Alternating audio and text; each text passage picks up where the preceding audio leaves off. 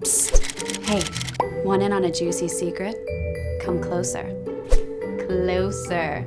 Closer! It's the female orgasm! For centuries, the elusive female orgasm has been shrouded in mystery and perplexed both men and women alike for far too long. Lucky for you, we're about to reveal this sexy secret once and for all. And we'll make sure to keep it safe for work, too. This is the Female Orgasm Explained. Back in the swingin' 60s, the pioneering sex research team Masters and Johnson came up with a 4-phase model to describe the body's orgasmic journey. First comes excitement.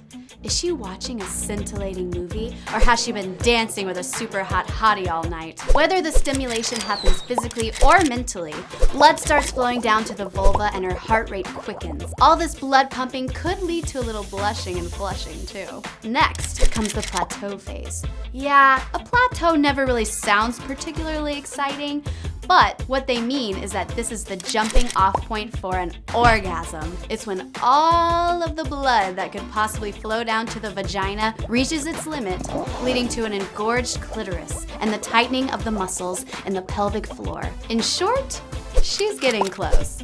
Then, if all goes according to plan, she orgasms. Ta-da! When this happens, her genital muscles start pulsating like it's a nightclub downstairs, and a feeling of euphoria washes over her, which can last somewhere between 13 and 50 seconds.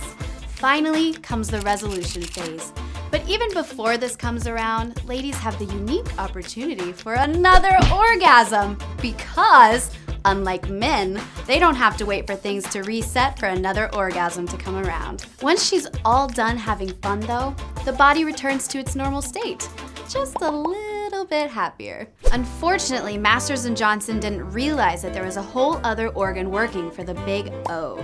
The brain. Yes, the brain is very far away from a woman's genitals, but it's believed to play a major role in the female orgasm. In fact, sometimes the brain activity is so intense during climax that it looks similar to the brain activity during an epileptic seizure. Thankfully, orgasms are way less dangerous. Sure, dying during an orgasm isn't the worst way to go, but it would definitely kill the mood, am I right? Thank you, I'll be here all week. Anyway, here's what happens in the brain during a lady climax. The amygdala, where emotions are processed, is turned all the way on. The orbitofrontal cortex, which controls behavior, is shut almost all the way off, paving the way for the almost out-of-body experience. And the hypothalamus, where all your hormones come to play, gets flooded with a cocktail of dopamine and oxytocin that Dr. Feelgood would be proud of. It's so crazy to believe that all of this happens in your brain in a matter of seconds. But you know what's even crazier?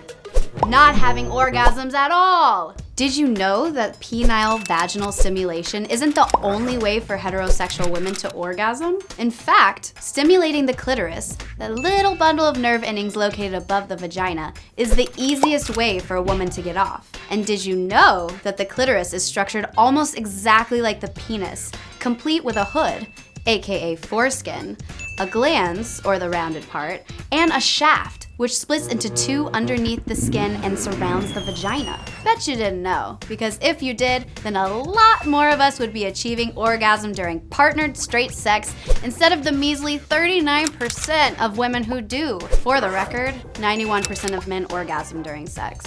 In a 2017 study, about 66% of women said they require clitoral stimulation during sex. Sure, there's also the G-spot, which the scientific community is still baffled by.